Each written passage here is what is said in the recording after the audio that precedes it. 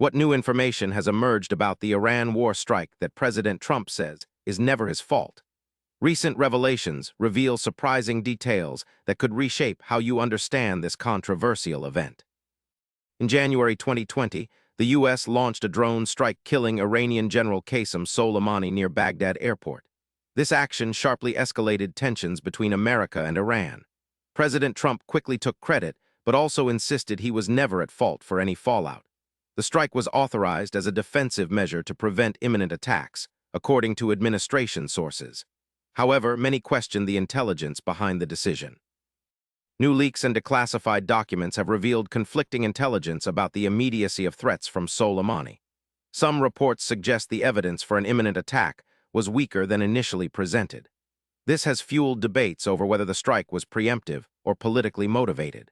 The revelations challenge the narrative that the strike was purely defensive and highlight the complexity behind the decision-making process.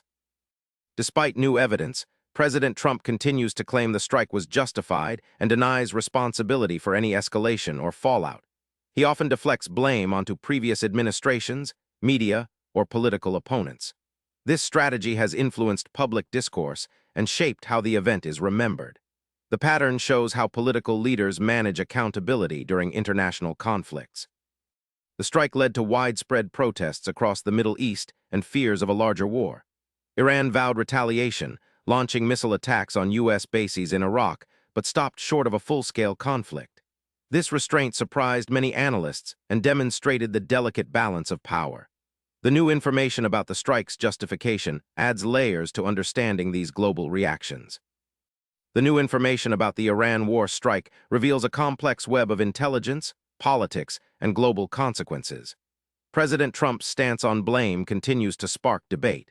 Stay curious and hit subscribe for daily answers to questions you didn't know you had.